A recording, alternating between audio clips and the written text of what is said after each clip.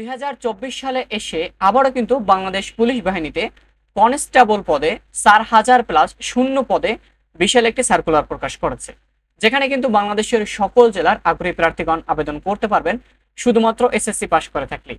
যারা শুধুমাত্র SSC pass করেছেন তারাই কিন্তু আবেদন করতে পারবেন, যাদের বয়স সীমা 18 থেকে 20 বছরের ভিতর আছে। তো অনলাইনে আবেদন প্রক্রিয়া কবে শুরু হবে এবং কবে শেষ হবে এবং কোন ওয়েবসাইটের মাধ্যমে আপনারা খুব সহজেই আবেদন প্রক্রিয়া করতে পারবেন, আজকের ভিডিওতে সম্পূর্ণ ডিটেলস আপনাদেরকে জানিয়ে দেব। তো সম্পূর্ণ ভিডিওটা যদি আপনি শুরু থেকে শেষ পর্যন্ত দেখেন তাহলে কিন্তু সবকিছু বুঝতে পারবেন। আপনি যদি আমার এই ছোট্ট চ্যানেলটিতে নতুন দর্শক হয়ে থাকেন তো অবশ্যই চ্যানেলটা সাবস্ক্রাইব করে পাশে থাকবেন। তো বাংলাদেশ পুলিশ কনস্টেবল পদে যে বিশাল সার্কুলারটি প্রকাশ হয়েছে সেটা কিন্তু অনলাইনে আবেদন প্রক্রিয়া শুরু হয়েছে 1 অক্টোবর থেকে এবং আবেদনের শেষ সময় কিন্তু 15 অক্টোবর 2024 তারিখ রাত 11টা পর্যন্ত কিন্তু আবেদন করতে পারবেন।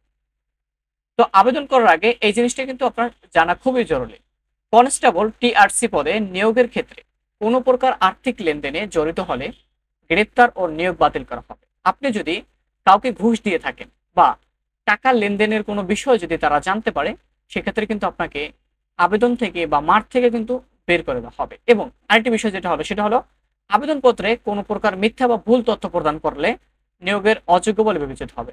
আপনি যদি কোনো তথ্য ভুল বা মিথ্যা দেন সেক্ষেত্রে কিন্তু আপনার আবেদনটা বাতিল বলে গণ্য হবে। জেলাভিত্তিক শূন্য পদের বিবরণ। তো বাংলাদেশের সকল জেলার আগ্রহী প্রার্থীগণ কিন্তু আবেদন করতে পারবেন শুধুমাত্র এসএসসি পাস করে থাকলে। বয়স সীমা, যাদের বয়স সীমা 18 থেকে 20 বছরের ভিতরে আছেন তারা কিন্তু আবেদন করতে পারবে। যাদের বয়স 18 হয়নি বা 20 পের হয়ে গিয়েছে তারা কিন্তু আবেদন করতে পারবেন। শিক্ষাগত যোগ্যতা, যারা শুধুমাত্র এসএসসি অথবা সমমানের পরীক্ষায় উত্তীর্ণ হয়ে কমপক্ষে 2.50 পেয়েছেন তারা কিন্তু আবেদন করতে পারবেন। যাদের জিপিএ 2.50 নিচে তারা কিন্তু আবেদন করতে পারবেন। জাতীয়তা, অবশ্যই কিন্তু প্রার্থীকে বাংলাদেশের স্থায়ী নাগরিক হতে হবে।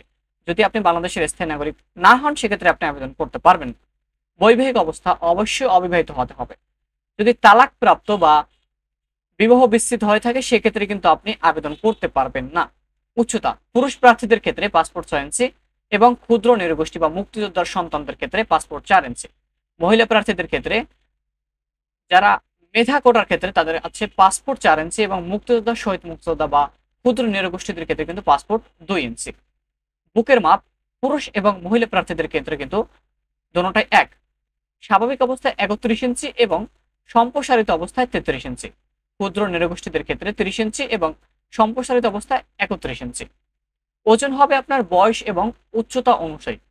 আপনার বয়স হবে আর কি ওজনটা হবে বয়স এবং উচ্চতা অনুযায়ী কিন্তু আপনার বয়সটা নেওয়া হবে পুরুষ এবং মহিলা প্রার্থীদের ক্ষেত্রে।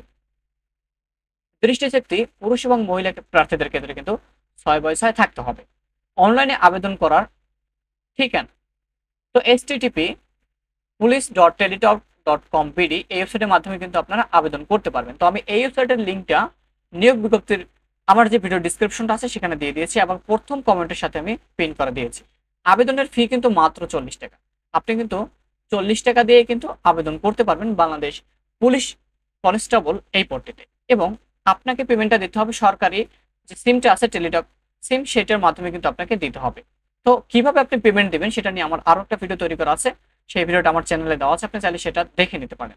এবং পুলিশ কনস্টেবল মাঠে আপনার কি কি কাগজপত্র নিয়ে যেতে হবে এবং কি কি কাগজপত্র নিয়ে গেলে আপনি সঠিকভাবে মাঠে টিকে যেতে পারেন সেই কাগজপত্র নিয়ে, প্রয়োজনীয় কাগজপত্র নিয়ে আমার আরো একটা ভিডিও তৈরি করা আছে এবং কাগজপত্রগুলো কোনখান থেকে সংগ্রহ করবেন সেটা নিয়েও আমার বিস্তারিত ওই ভিডিওটা দেখলে আপনারা সবকিছু বুঝতে পারবেন।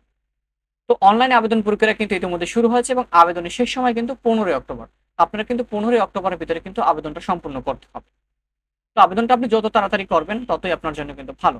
এবং কোন জেলায় কবে মাঠ আমি নিয়োগ বিজ্ঞপ্তির লিঙ্কে ভিডিও ডিসক্রিপশন বক্সে দিয়ে দিয়েছি, আপনারা চাইলে সেখান থেকে সম্পূর্ণ ডিটেলস তথ্যটা কিন্তু দেখে নিতে পারেন। তো দেখা হবে আবার নতুন কোনো ভিডিওতে। সে পর্যন্ত সবাই সুস্থ থাকুন, ভালো থাকুন। আল্লাহ হাফেজ। ভিডিওটা কেমন লেগেছে অবশ্যই কমেন্টে জানাবেন।